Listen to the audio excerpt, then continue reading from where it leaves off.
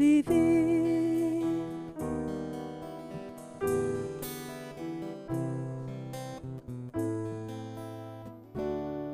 Hoy se abren mis ojos con mayor claridad y entiendo el misterio de la Navidad y el canto de un ángel muy dentro de mí llena mi alma de paz al decir: canta la la la la la la la la la la, ha nacido Dios el Salvador. La la la la la la la la la la la, ha nacido Dios el Salvador.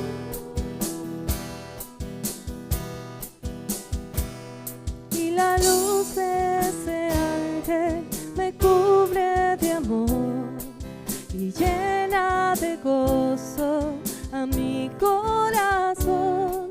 Hoy comprendo el mensaje y la tradición de adorar ese día al Hijo de Dios. Canta la la la la la la la la la la, ha nacido Dios el Salvador. Canta la la la la la la la la la, el Mesías, Cristo el Señor. Canta la la la la la la la la la la, ha nacido Dios el Salvador. Canta la la la la la la la la la la, el Mesías, Cristo el Señor. La la la la la la la la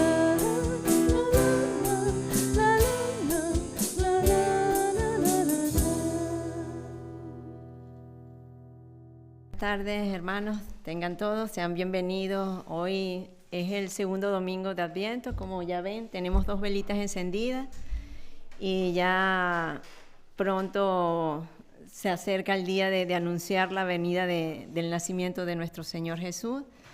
Y eso es suficiente motivos para estar alegres, saber que Él vino una vez en carne para que todos lo conociéramos. Entonces ese es el motivo principal también de esta fecha, recordar que Él vino, se hizo hombre, para que lo conociéramos y tuviéramos esas promesas de vida eterna. Así que les doy la bienvenida a todos, también a los que nos están viendo por YouTube, bienvenidos a los visitantes. También veo a Eva, que la veo, bienvenida Eva, que no te había visto, no sé si el domingo pasado no te vi. Ah, entonces bienvenida. Pues bueno, voy a tener una oración. Sí, Señor Jesús, te damos gracias, Padre amado. Sí, Señor, gracias por venir, Padre, a este mundo, Señor. Gracias por encarnarte, Padre, gracias por ese regalo tan grande, Señor, de tu nacimiento, Padre. Señor, ayúdanos a recordarlo siempre, a tenerlo presente, Señor, y que ese sea el motivo principal, Señor, de nuestra alegría en estos días, Señor, y en toda nuestra vida, Señor.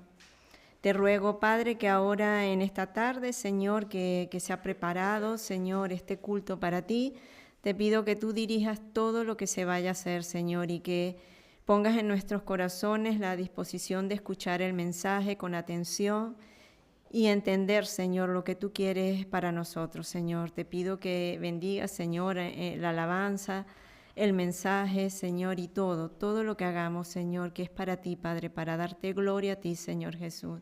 Gracias, Señor. En el nombre de Jesús, amén. Ahora vamos a tener una lectura que se encuentra en Juan, en el capítulo 1, los versículos del 9 al 13. Esa luz verdadera, la que alumbra a todo ser humano, venía a este mundo. El que era la luz ya estaba en el mundo, y el mundo fue creado por medio de él, pero el mundo no lo reconoció.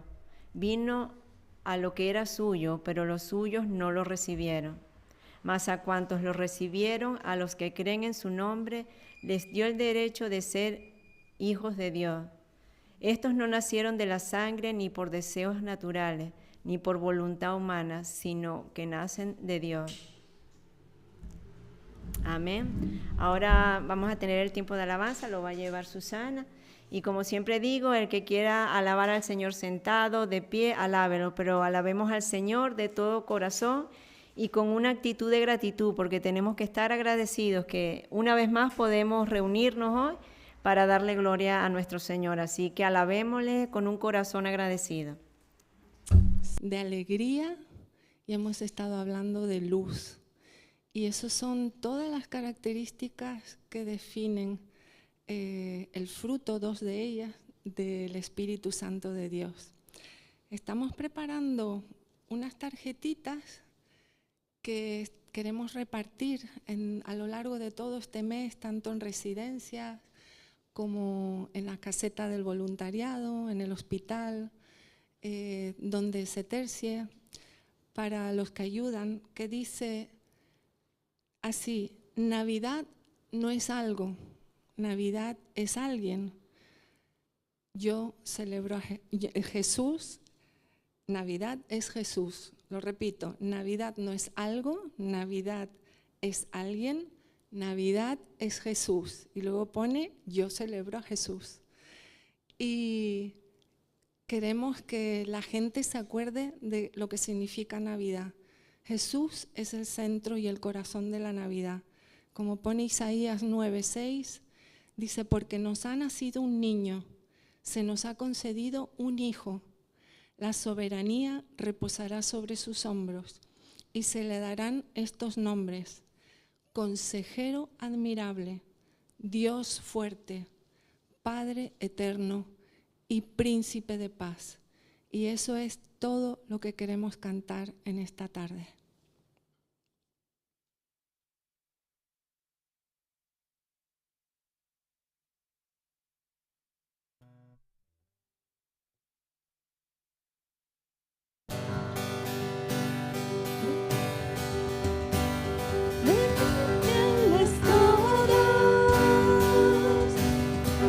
Vengan y adoremos, cantad aleluya.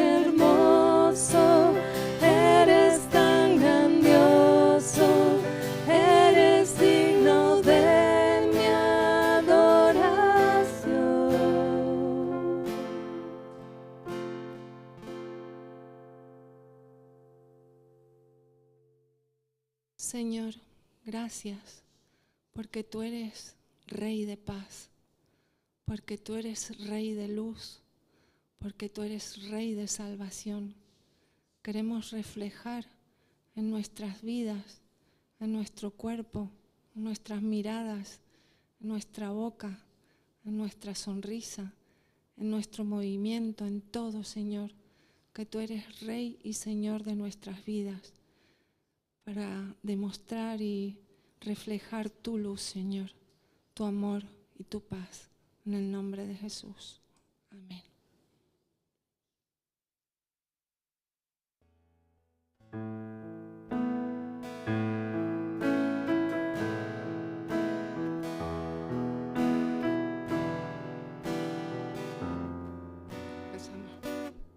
Empezamos, perdón.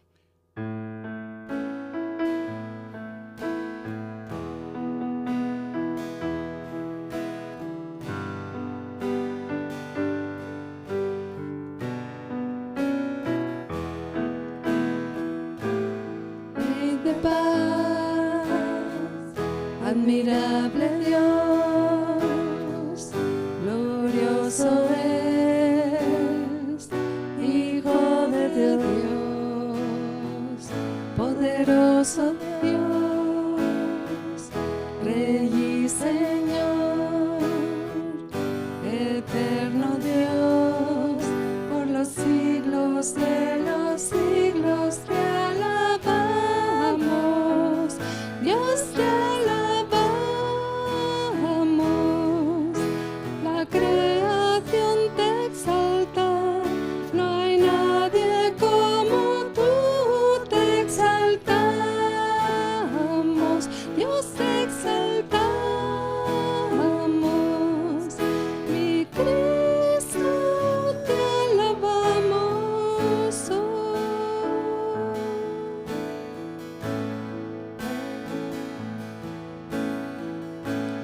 Rey de paz y admirable Dios, glorioso es, Hijo de Dios, poderoso Dios, Rey y Señor, eterno Dios, por los siglos de los siglos te alabamos, Dios te alabamos, la creación te exalta, no hay nadie como tú, te exaltamos, Dios te exaltamos, mi Cristo te alabamos hoy, mi Cristo te alabamos hoy. Hilo en las montañas, en todas partes y alrededor.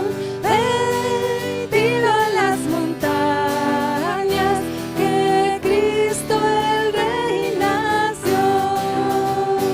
El mundo ha esperado que Cristo el Rey de paz viniera a esta tierra, trayéndole sola. Dilo en las montañas, en todas partes y alrededor. Dilo en las montañas, que Cristo el Rey nació. Ahora sí vamos a tener la lectura que se encuentra en Isaías, el capítulo 9, los versículos 1 y 2.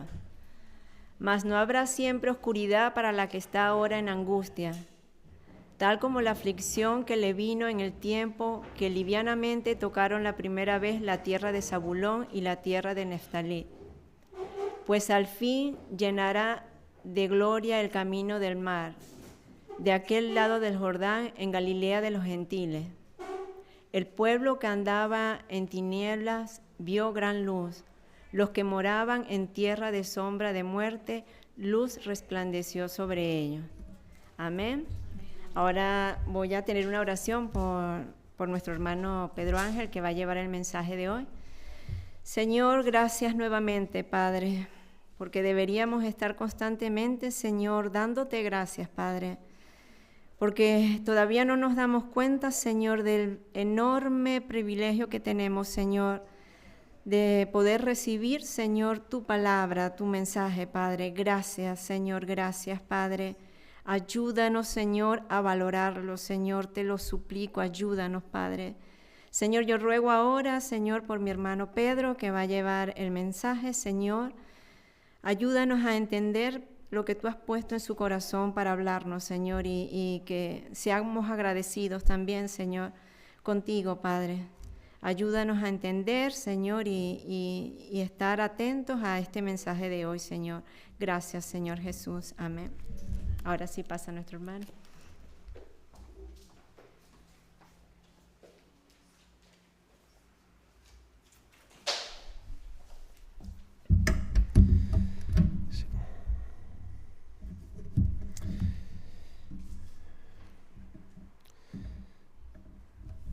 Sí, en realidad, cuando uno escoge los textos para un mensaje, cuando coincide con las fechas de Navidad o Adviento, pues no hay mucho que elegir. O al cabo de los años uno dirá, pues esto ya lo he escuchado. A que le sonaba el último versículo que hemos leído acerca de el pueblo que andaba en tinieblas vio gran luz. Eso se lee en todas las Navidades. Es un obligatorio para tenerlo en la congregación, en una iglesia. Saben que este texto está dirigido a unas personas, a un pueblo, a unos pueblos, a dos tribus en concreto, que no lo imaginaríamos, porque en realidad Isaías es un profeta que él predicaba y él anunciaba el mensaje en Judea, que era el reino del sur. Más adelante voy a explicar un poco de dónde viene esto. Pero he titulado el mensaje con los pies en la tierra. Vamos a estar firmes con los dos pies en la tierra, porque eso es lo que Dios hizo. Él vino para estar con dos pies, con toda su vida, con todo su cuerpo, con toda su alma, estuvo aquí con los pies en esta tierra. La Navidad según Isaías. Y son unos 700 años antes de la primera Navidad, que por supuesto sabemos, y lo tenemos que reivindicar muchas veces, Jesús no nació el 25 de diciembre. Es una fecha, ocasionalmente se eligió, aproximadamente en el año 300 después de Cristo, se pusieron de acuerdo algunos creyentes para conmemorar. Ni Jesús, ni Dios, ni la Biblia nos indican que celebremos Navidad, pero es un recordatorio para nosotros de que Jesús vino a este mundo, pero con un propósito. Hay varias otras fiestas que sí, Dios nos ha encargado que las celebremos, y sobre todo que las celebremos con sentido, no porque toca, sino con sentido. Y eso es lo que también me gustaría que en esta ocasión pues tuviésemos en mente. Así que unos 700 años antes de la primera Navidad, en el pueblo de Dios se preguntaban con una súplica afligida, estaban deseando, anhelaban cuánto tiempo más tendrían que esperar y andar en tinieblas y en la oscuridad. En Isaías, en el mismo profeta, en el capítulo 64, leemos: «Oh, si rasgases los cielos y descendieras». Hay una inquietud profunda. Y eso me recuerda mucho al último libro de la Biblia, que es Apocalipsis, cuando Juan escribe: «Maranatá, sí, Señor, ven pronto». Ven pronto. Yo no sé cuántos de ustedes anhelan que Jesús venga. Amén. Gracias. Amén. Yo desearía que todos anhelásemos el retorno, porque muchos hacen con el retorno de Jesús, con el adviento de Jesús, lo que muchos no creyentes, inconversos hacen, y es que no me he convertido todavía porque quiero disfrutar de la vida. Como si ser cristiano no sería disfrute de la vida. Yo creo que los cristianos somos los únicos que realmente tenemos motivos de decir disfrutamos de la vida porque tenemos sentido en nuestra vida.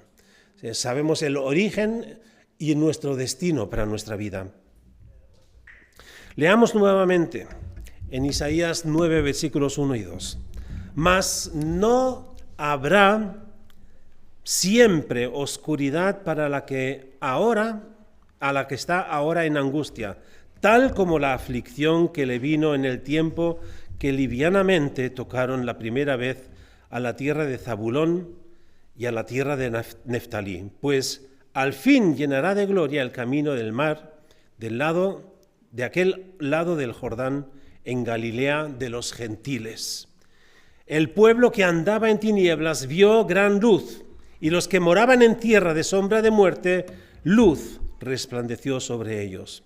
Para poder comprender, no digo bien ni correctamente, sino mejor este pasaje, es importante conocer el contexto histórico y cómo es que ha llegado a esta parte y este mensaje a Isaías, que era un profeta del reino del sur, y está hablando a los del norte.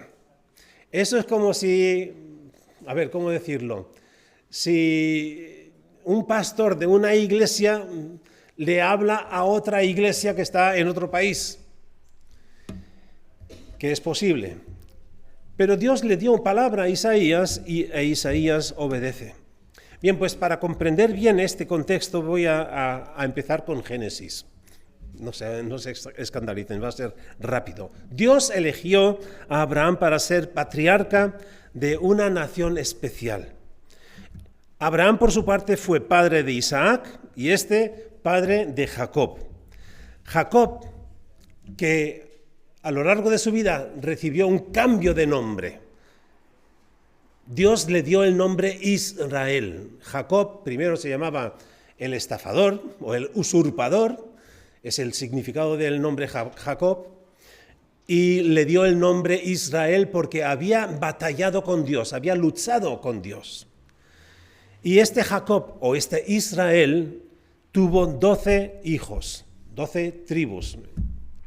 Sus familias, las tribus de estas familias crecieron, se convirtieron en grandes tribus. Estas 12 tribus finalmente se establecieron en la tierra prometida, la tierra que Dios originalmente había prometido a Abraham.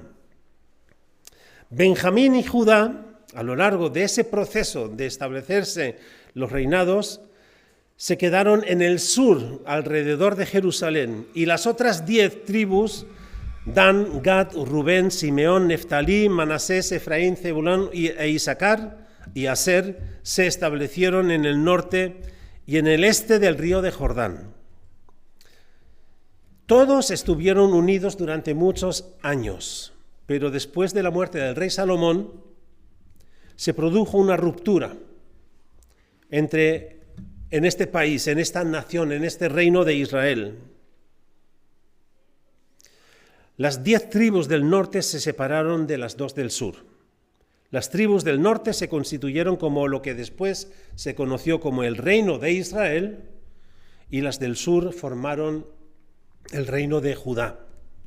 No tardó mucho para que las tribus del norte se alejaran de los caminos y los mandamientos de Dios y comenzaran a adorar a los dioses, a los ídolos del país. Esto también nos indica que permitieron que los cananeos convivieran entre ellos y conservaran sus creencias y a la vez influyeran en su relación con Dios.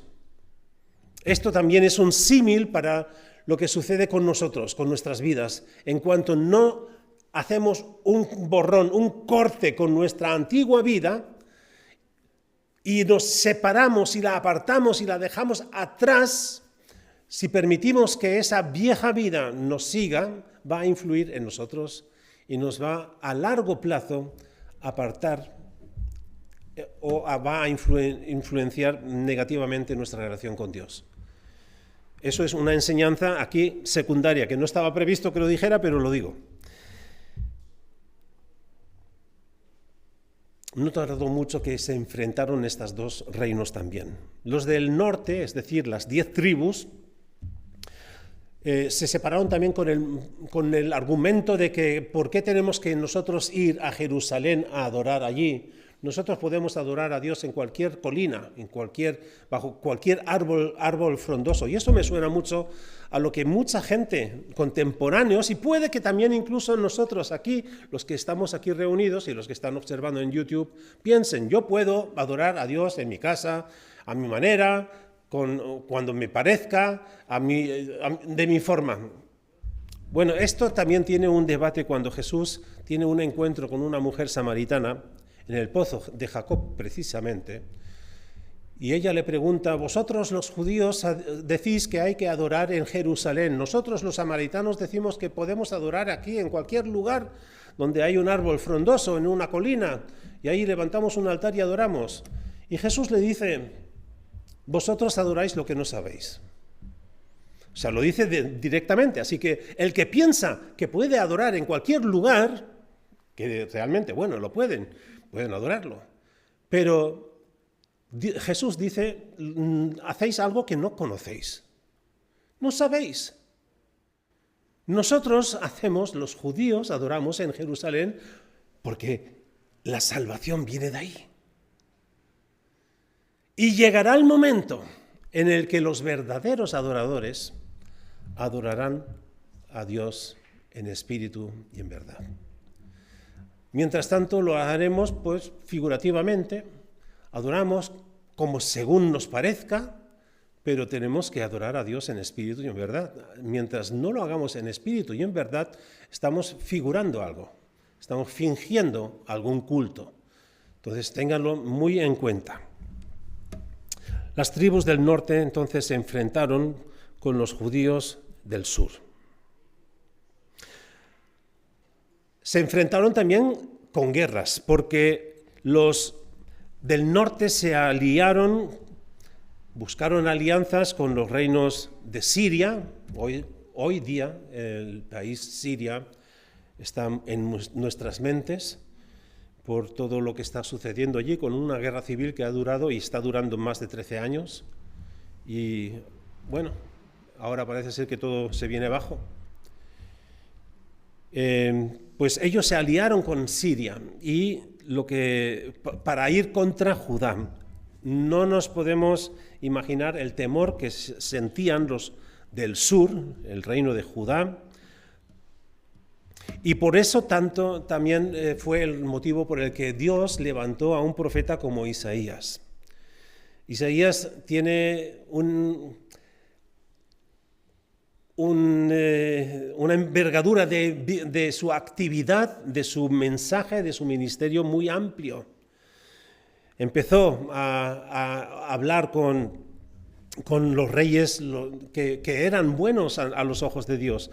Y si nos fijamos en el libro de los reyes, cuando hablan de los reyes del norte, no hay ni uno que hiciera lo que agradase a Dios, sino todos siguieran en las mismas de hacer lo que Roboam, pues fue el primer rey de Israel del norte, cuando se rebelaron contra el reino y contra el pueblo de Dios.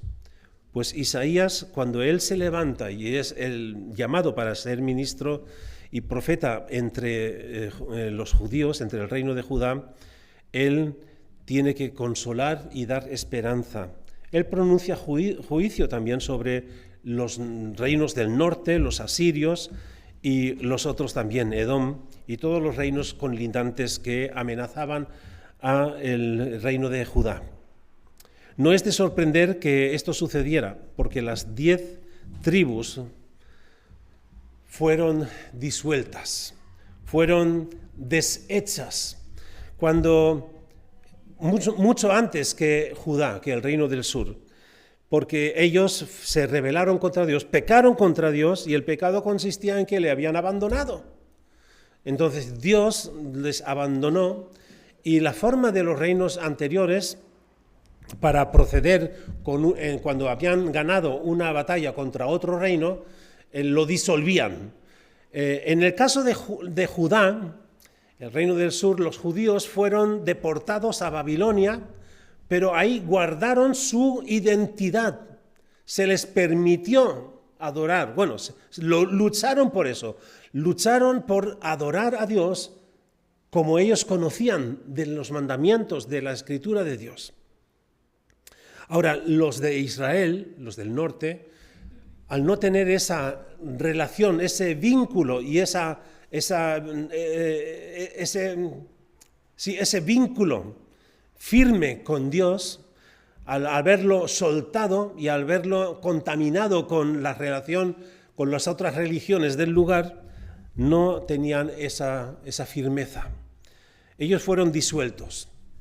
Y el procedimiento de los reinos que conquistaban una nación era disolver las familias, desintegrar las familias. Sacaban a los hijos, los dividían, unos para un reino más aparte, otro más aparte para allá, los dividían. Entonces al final no sabían quiénes eran quién.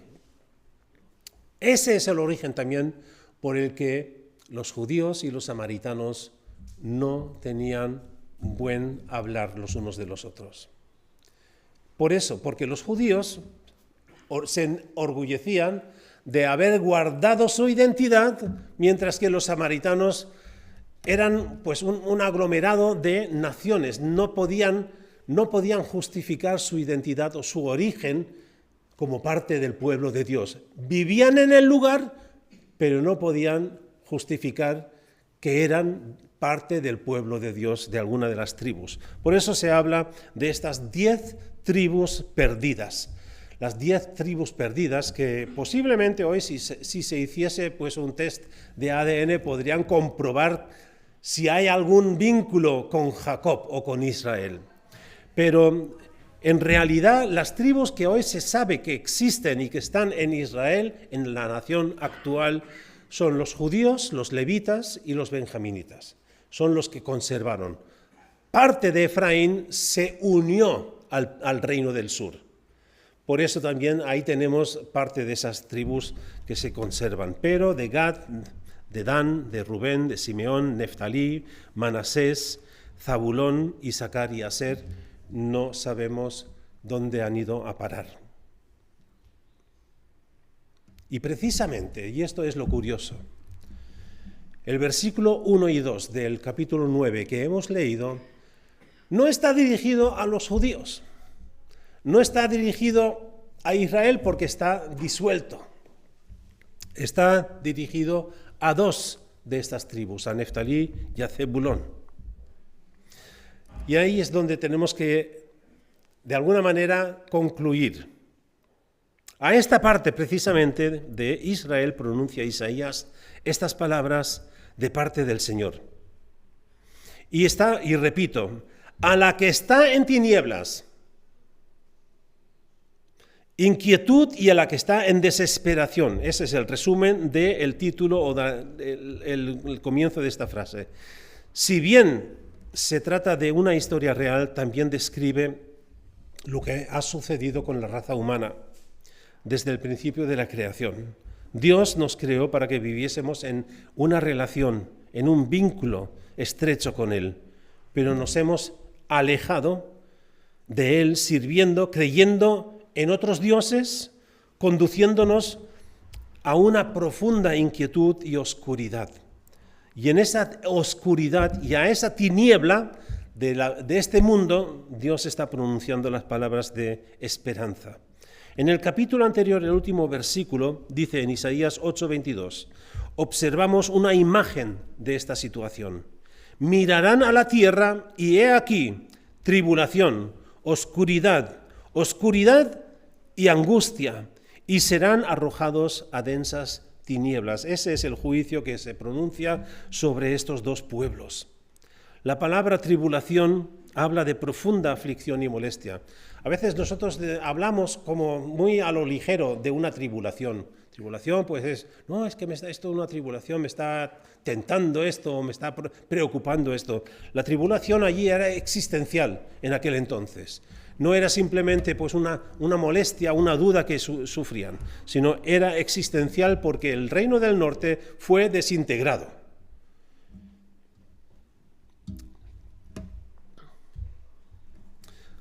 Y es la consecuencia, esa desintegración y esa disolución de pueblo fue la consecuencia de pecado. Ojalá esto no nos afecte a nosotros. Por consecuencia de nuestro pecado, que Dios diga, pues ahí te dejo. Dios los echó y los condujo a profundas tinieblas. En Sofonías, otro de los profetas de aquella época, describe un día de tinieblas y sombras, Sofonías 1:15.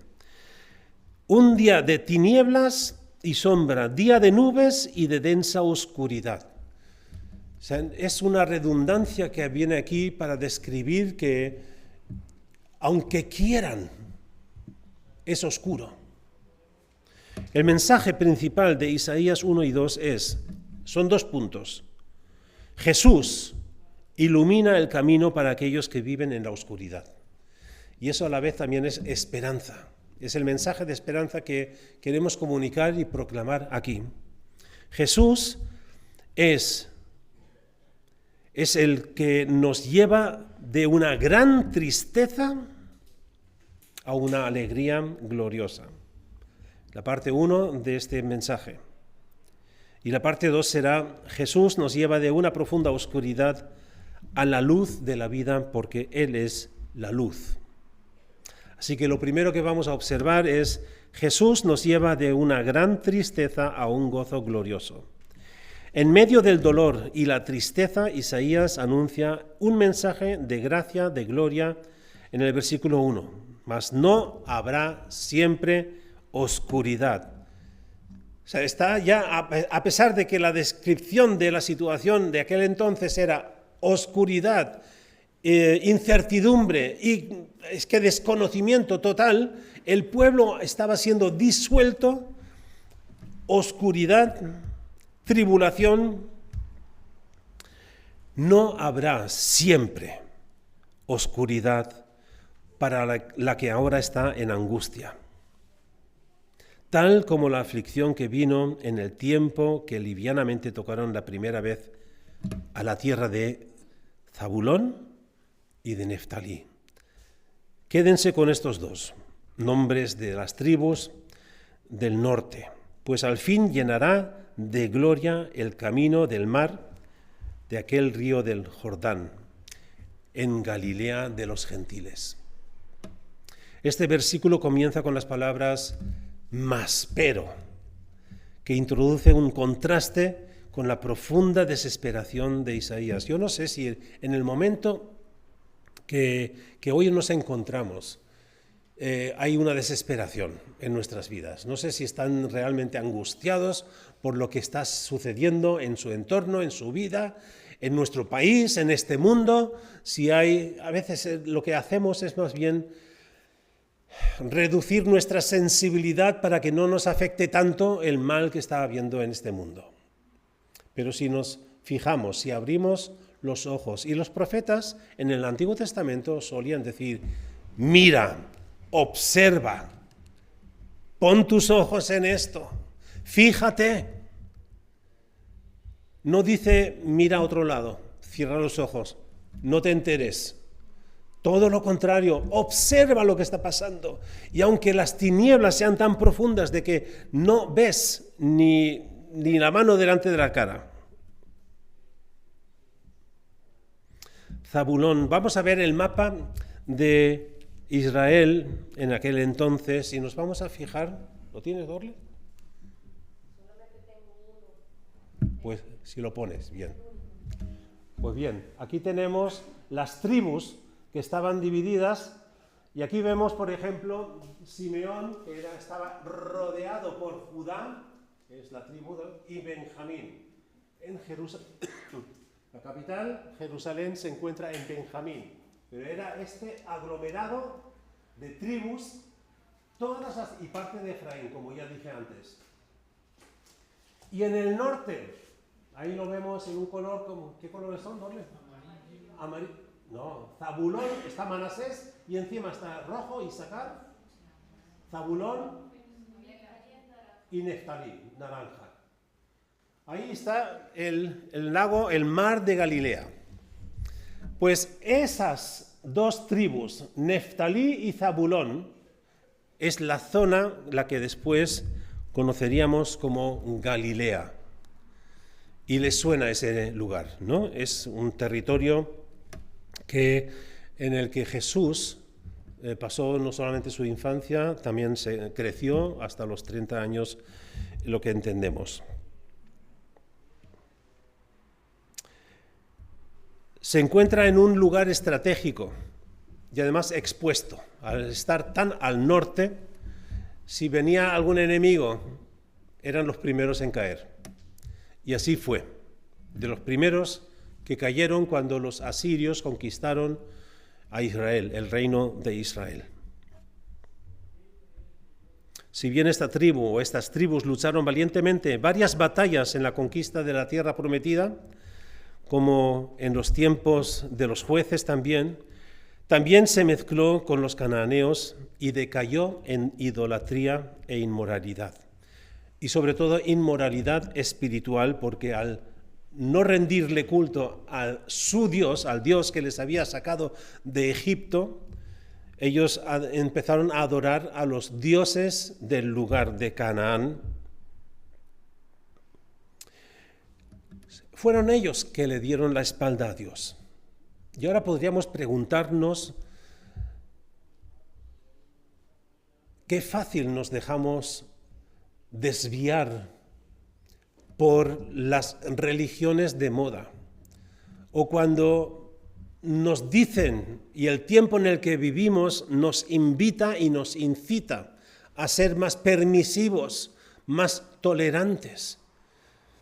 Dios es tolerante y permite, claro que permite, pero Él dice también, si vas por ese camino vas a tener que llevar las consecuencias. Y esas advertencias las dice Dios a través de Moisés antes de que entrasen en la tierra prometida. No se mezclen con la gente, no se mezclen con las religiones que ellos practican, no se dejen, porque eso era el principio de ese fin. Bien, guardémonos esta imagen.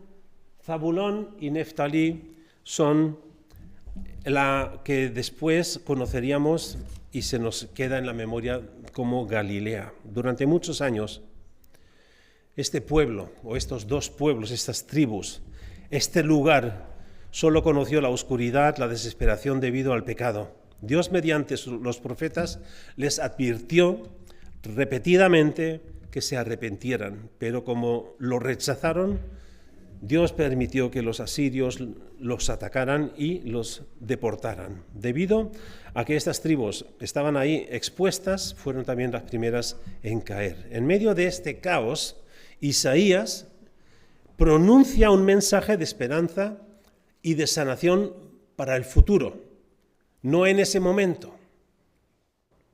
También Isaías anunció para Judá que habría esperanza, que no estarían deportados para siempre.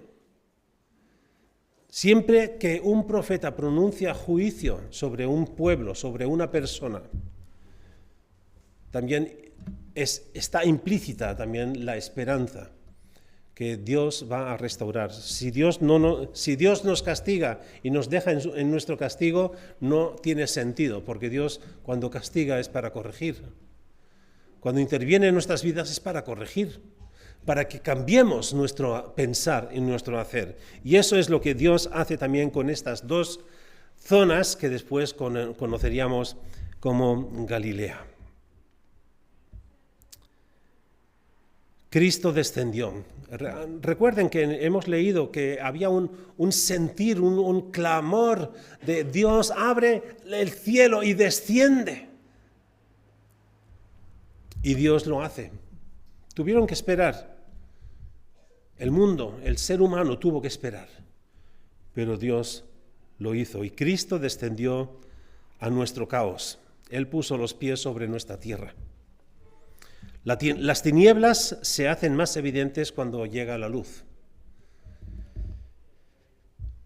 Las tinieblas se hacen más evidentes cuando llega la luz, porque entonces es cuando se produce el contraste. La Navidad apareció entonces, hace 2000 años, es lo que nosotros recordamos en estos momentos. Apareció entonces y nace en medio de un gran sufrimiento y una oscuridad profunda. Mientras los ángeles proclamaban, anunciaban paz en la tierra, Herodes, después de saber que había nacido el rey, organizó la matanza de los niños. La presencia de la luz pone en evidencia la oscuridad. Y la presencia del gozo, el gozo que podría sentir María cuando recibió la visita de los pastores, cuando recibió años después también la visita de los sabios del Oriente.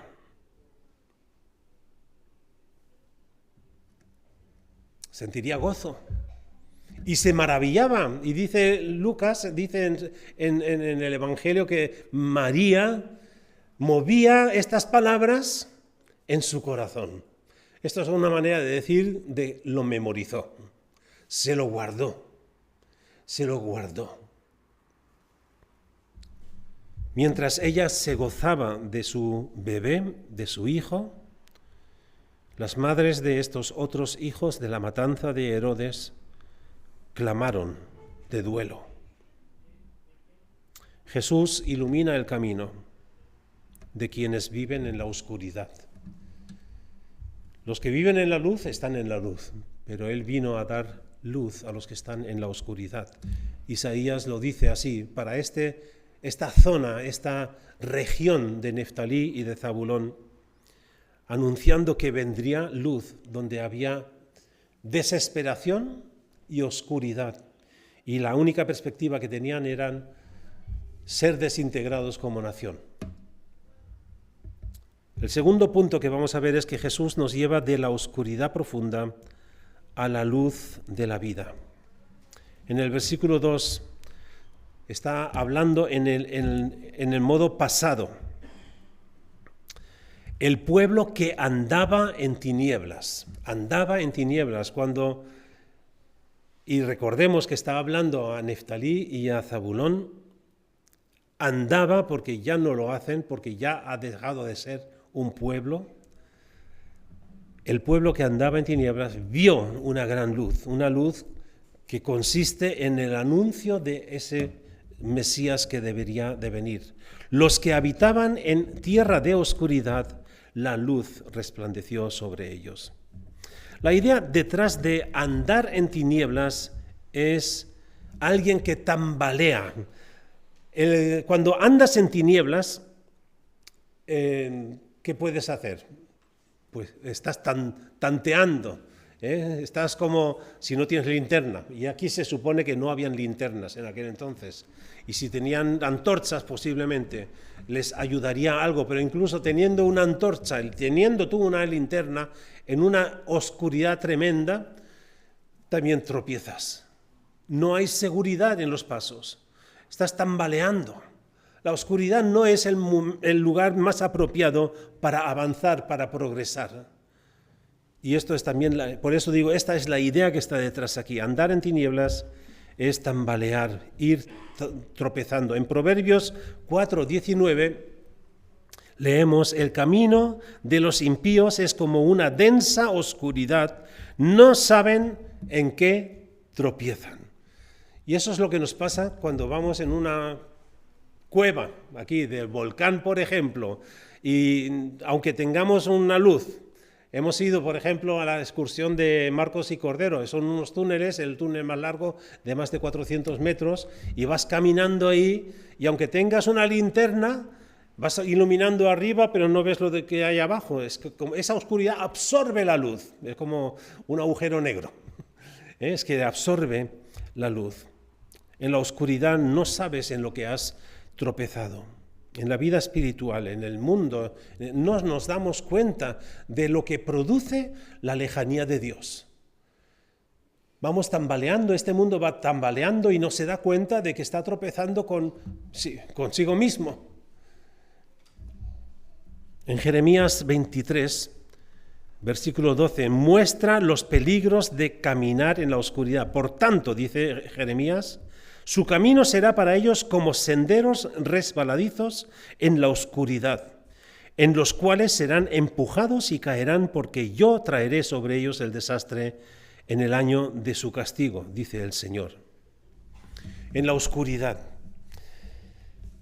Hay una historia de un pastor que quiero referir. Él era niño, tenía unos 8 años y era el único varón, el único hijo y tenía 4 hermanas. Las 4 hermanas vivían en la parte alta de la casa y a él le dieron el privilegio de tener su propia habitación en el sótano. Un sótano que, bueno, cuando se iba la luz, pero él se había acostumbrado, o sea, él ya conocía el entorno, no necesitaba por las noches encender la luz para ir al baño, pero una noche se despertó, se levantó y de repente todo había cambiado. Él se tropezó con la pared, él tanteaba para buscar a ver dónde estaba la puerta y entró en pánico, que empezó a gritar y enseguida, por supuesto, bajaron los padres y prendieron la luz y entonces el niño se dio cuenta de que se había levantado por el otro lado de la cama. En la oscuridad perdemos la orientación. Y eso es lo que produce la oscuridad espiritual en nuestras vidas. Perdemos la orientación. Si Dios no es nuestra luz, si Dios no nos ilumina, aquí, pero quietos, tranquilos, Dios nos promete que Él va a resplandecer en nuestros caminos para que no tropecemos. Mientras la gente camina en la oscuridad, de repente aparece una gran luz que brilla en la oscuridad profunda. No es que nosotros vamos a encontrar la luz va a venir a nosotros. Y eso es lo que ha hecho Jesús. Esta es la promesa que Dios dio a través de Isaías a este pueblo, que había dejado de ser parte del pueblo de Dios porque le había dado la espalda. En Isaías 60, versículo 1 leemos, levántate, resplandece, porque ha llegado tu luz, y la gloria del Señor ha amanecido sobre ti. Cuando nos volvemos ahora al Nuevo Testamento, está claro que Mateo tenía en mente la profecía de Isaías cuando escribió estas palabras en Mateo 4, versículos 12 al 14. Y es cuando oyó Jesús que Juan había sido arrestado, se retiró a Galilea, Jesús a Galilea, y dejando Nazaret, fue a vivir a Capernaum, junto al mar, en la tierra de Zabulón y de Neftalí. ¿Se dan cuenta? Mateo está recogiendo la profecía de Isaías y está refiriéndose a ese mismo lugar, haciendo mención de estas 2 tribus que habían dejado de existir, para que se cumpliera lo dicho por el profeta de Isaías. Eso es lo que escribe Mateo. Jesús dejó Nazaret porque no le recibieron en su propia ciudad. De hecho, intentaron matarlo allí. Y ahora quiero decir, bueno, ya supongo que lo están percibiendo. Espiritualmente se nos tiene que poner la piel de gallina. Nazaret es el lugar donde se crió Jesús y está ubicada en Zabulón. Capernaum se convirtió en la sede del ministerio de Jesús. Está en la tierra de Neftalí. El hecho de que Jesús naciera en Nazaret y viviera en Capernaum es el cumplimiento directo de Isaías 9, donde no había ya pueblo. Y es curioso que aquí hace también hincapié. En versículo 15 de Mateo 4:15 dice: la tierra de Zabulón y la tierra de Neftalí, camino del mar, al otro lado del Jordán, Galilea de los gentiles. Este añadido, Galilea de los gentiles, es importante que lo destaquemos. Eso era lo que hacía también que los judíos del sur despreciasen a los galileos. O sea, no solamente despreciaban y se enfrentaban con los samaritanos, sino también con los galileos. Por eso, cuando Natanael tiene el primer encuentro con Jesús, primeramente hablando con Felipe, le dice: ¿puede algo bueno salir de Nazaret? En Juan 1:46. Pensar que el Mesías pudiera venir de esta región estaba más allá de toda comprensión. No cabía en ningún concepto. En Juan 7:41 preguntan: ¿de Galilea ha de venir el Cristo? Y en Juan 7:52 responden a su propia pregunta: escudriñad y ved que de Galilea no se levanta ni un profeta. O sea, el Cristo menos todavía. Dios es sabio y es soberano, pero tiene humor. Precisamente de ahí. Bueno, sabemos que Jesús nació en Belén, pero se crió en Nazaret y desarrolló su ministerio en Capernaum, en Galilea, en Neftalí y en Zabulón. Esos dos lugares, esas dos tribus a las que Dios, a través del profeta Isaías, manda un mensaje de esperanza. Y no es para ellos solamente, es para nosotros. Es para ti y para mí. Es para ti y para mí. En realidad el Mesías tenía que venir de esta región para cumplir las Escrituras. Nace en Belén para cumplir las Escrituras. Se cría en Nazaret y se desarrolla en Capernaum para cumplir las Escrituras. ¿Ustedes piensan que Jesús lo hizo intencionadamente? Él había leído estos pasajes del Antiguo Testamento, de los profetas, y ahora dice: tengo que mudarme ahora para Capernaum para cumplir esta profecía. Bueno, Dios lo sabe. Jesús sabe y sabía lo que tenía que cumplirse, pero Él no lo hizo de esa manera intencionadamente para que se cumpliesen las Escrituras simplemente. En algunas cosas Él podía decidir el cumplimiento de estas Escrituras, pero Él no podía influir en lo que el emperador Augusto decretó el censo, y todos los que eran de Belén tenían que ir a Belén.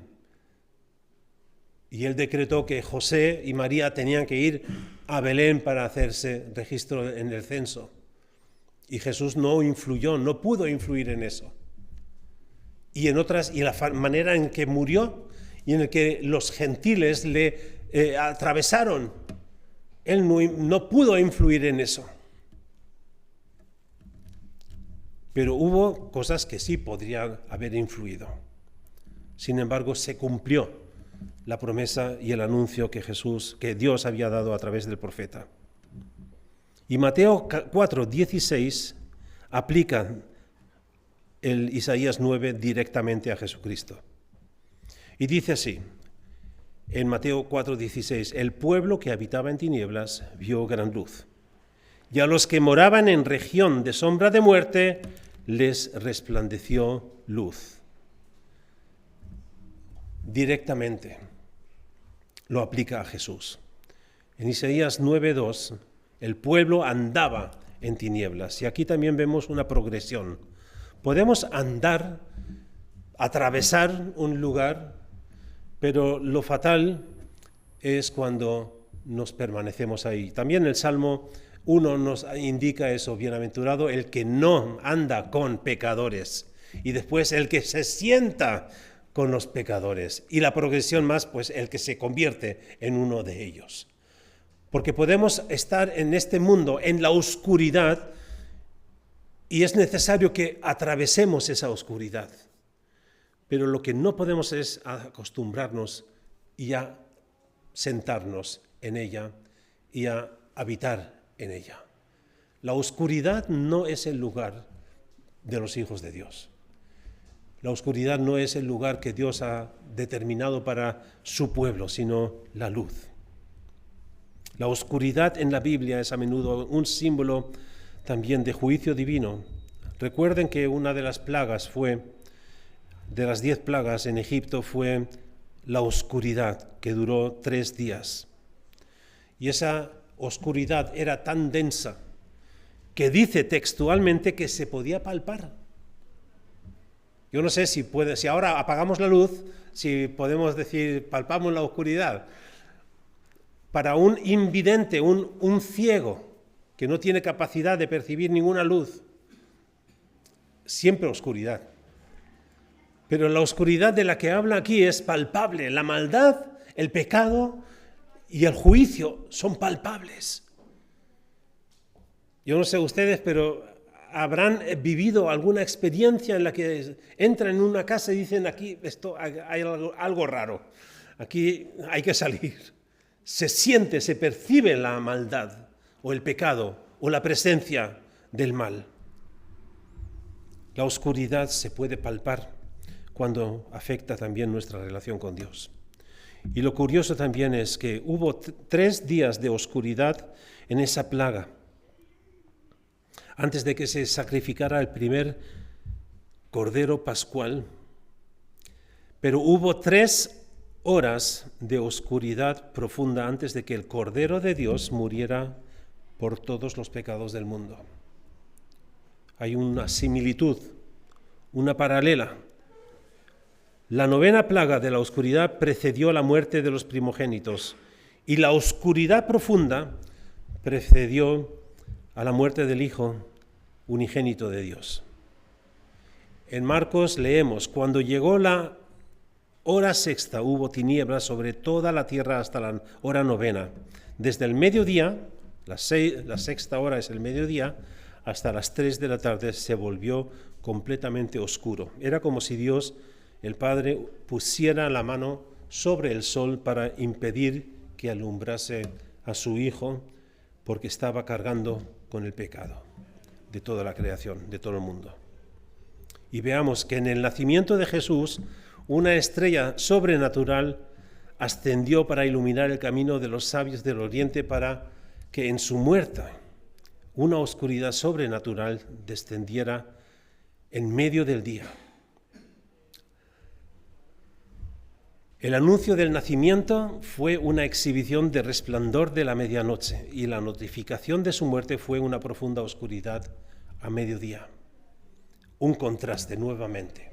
¿Cómo se producen los contrastes?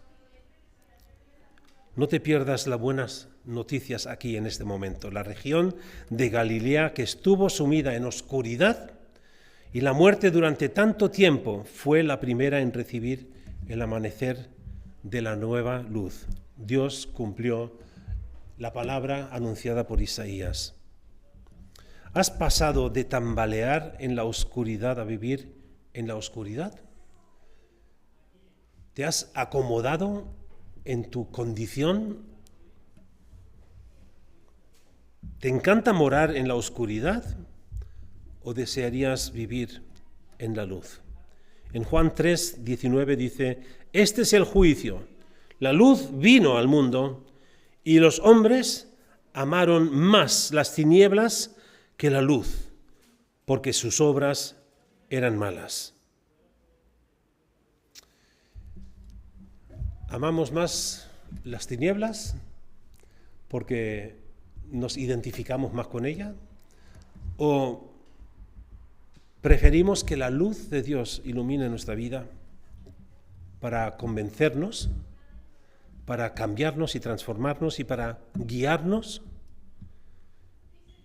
Jesús nos llama a arrepentirnos de vivir en la oscuridad para recibir la luz de la vida. Y en el versículo 17, desde entonces comenzó Jesús a predicar diciendo, Arrepentíos porque el reino de los cielos se ha acercado.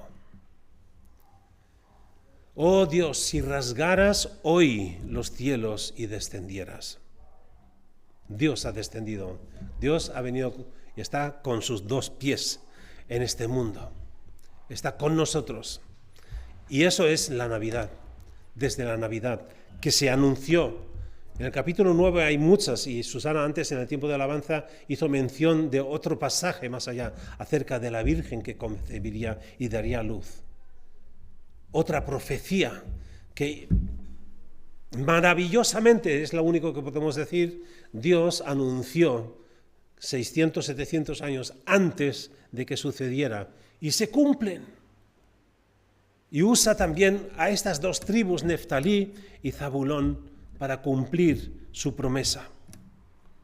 Galilea, una región despreciada por los judíos del sur de Jerusalén, pero de ahí viene el Mesías. De ahí empezó Jesús su ministerio. De ahí, de esa zona, venían sus primeros apóstoles y discípulos.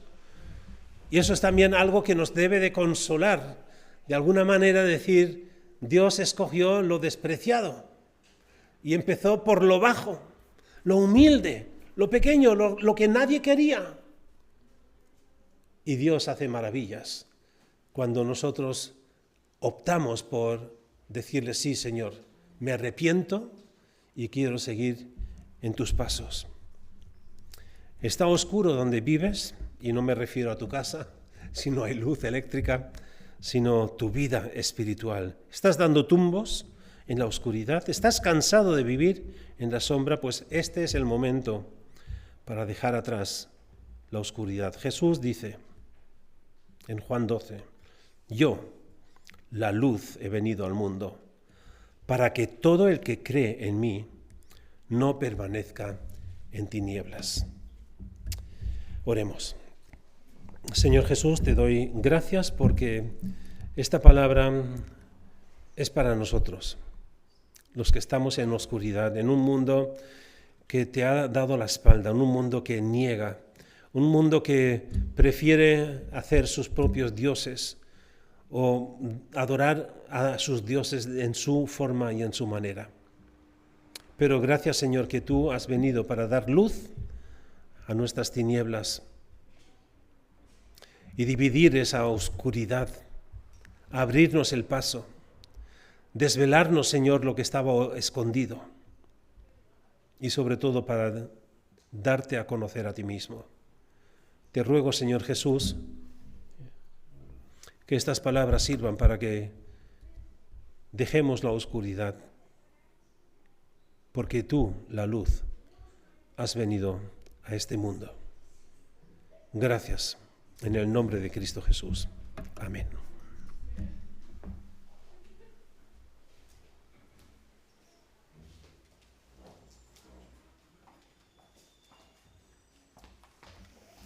Le damos gracias a nuestro hermano Pedro y primeramente también a nuestro Señor Jesús por este mensaje de hoy.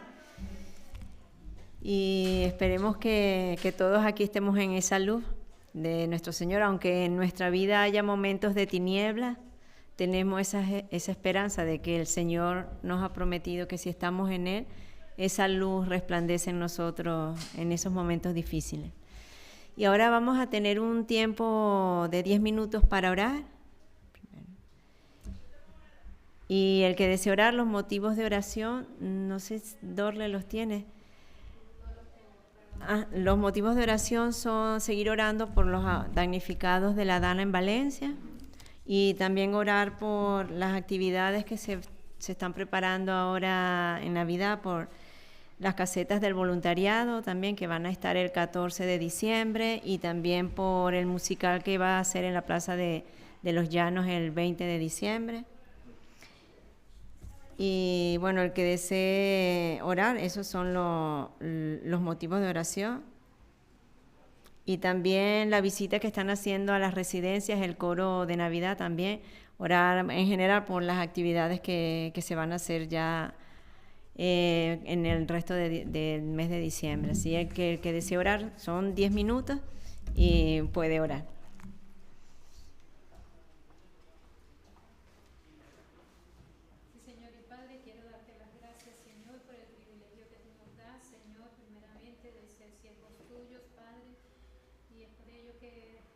pido, Señor, en esta tarde por todas las actividades que se van a realizar, Señor, en estas Navidades, Señor, que sean dirigidas bajo tu mano poderosa, Señor, y que tú toques los corazones de cada miembro de la iglesia, Señor, y que seamos movidos por ti, Padre, que anhelemos estar allí, como decía mi hermana Josefina, Señor, que podamos gozar de ese privilegio que tenemos de poder hablar de ti sin temor, sin ninguna restricción, Señor, que podamos darle valor a eso, que podemos disfrutar de esa libertad, Señor, y que no nos cohibamos, Señor.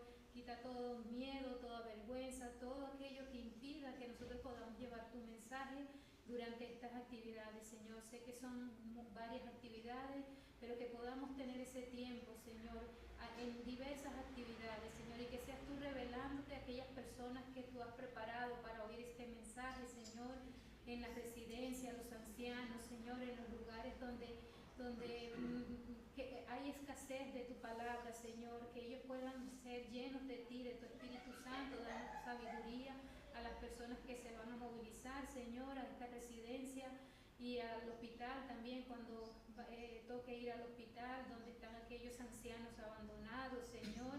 Toca tú las vidas de estos ancianos y ayúdanos a nosotros no solamente a ir a cantar, sino también a llevar tu palabra, Señor, que podamos dar palabra de esperanza, de vida, de aliento, Señor, a estas personas que no te conocen, Padre. Te pido también para que prepares el musical, para que prepares a aquellas personas que van a estar allí presentes, Señor, que sean movidos por tu Espíritu Santo, inquietos, Señor. Tú eres quien escoges a tus hijos, Señor. Toca allí a aquellas personas a las cuales tú has elegido, Señor, para que sean rotas, Señor, para que sean humilladas delante de ti, que te reciban como ese único Salvador, para que conozcan la verdadera Navidad, Señor, el verdadero sentido de la Navidad, Padre. Te los entregamos a ellos también. Te pido para que nosotros podamos ser de testimonio para estas personas y que podamos ser luz en medio de tanta oscuridad, Señor. Que nuestra luz pueda ser encendida primeramente para que podamos transmitir tu luz, Señor. Gracias, Padre, Hijo, Espíritu Santo, que moras en nosotros. Te pedimos que permanezca, Señor, en nuestras vidas y ayúdanos a nosotros no a alejarnos de ti. Te lo pido en el nombre poderoso de Jesús. Amén.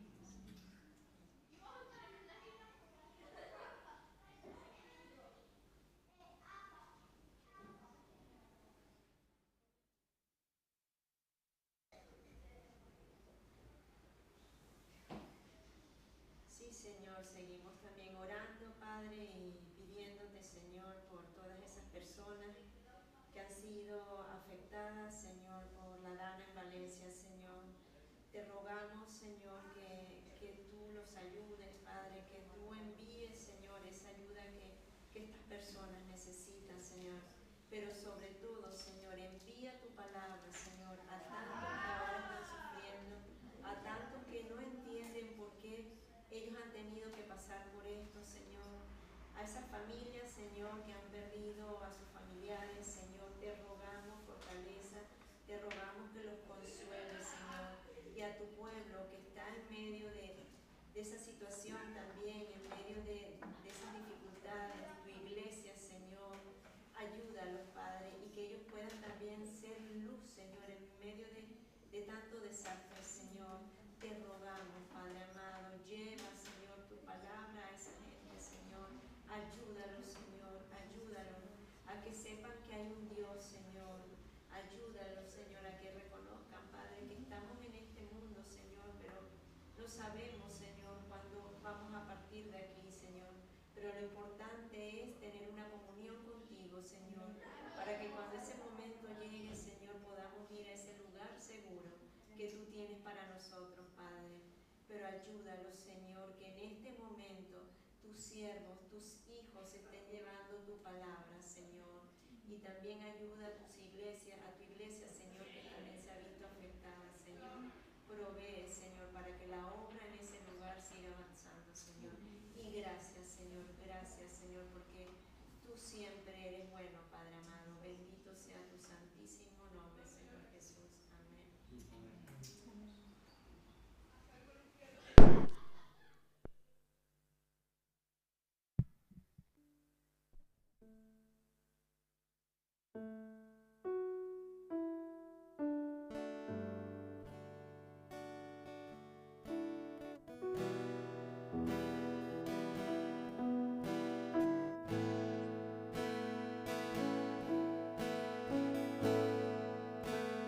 Enciende una luz y déjala brillar, la luz de Jesús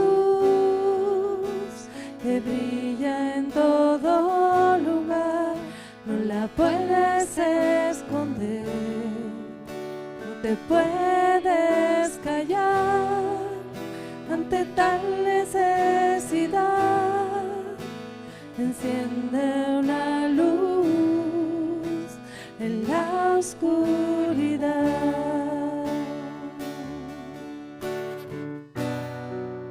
¿Cómo pues invocar a aquel en el cual no han creído? ¿Y cómo creerán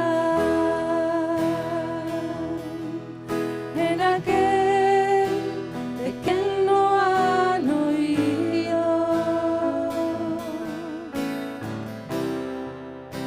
¿Y cómo oirán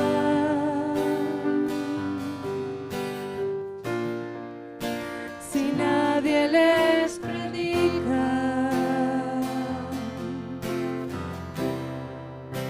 Hermosos son los pies de los que anuncian la paz, las buenas nuevas de Jesús.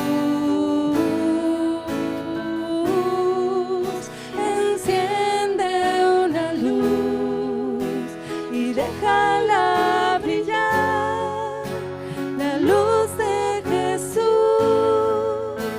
que brilla en todo lugar. No la puedes esconder, no te puedes callar ante tal necesidad. Enciende una luz en la oscuridad. Enciende una luz y déjala brillar, la luz de Jesús que brilla en todo lugar. No la puedes esconder, no te puedes callar ante tal necesidad. Enciende una luz en la oscuridad. Enciende una luz en la oscuridad. Ahora sí vamos a ponernos en pie para tener la lectura final que está en Romanos 15:33. Ah, en hebreo. Ah. Bueno, la leemos todos juntos. La gracia sea con todos vosotros. Amén, amén. Pues bueno, ahora sí, nos vamos a nuestras casas con la bendición del Señor y nos vemos el próximo domingo. Bueno.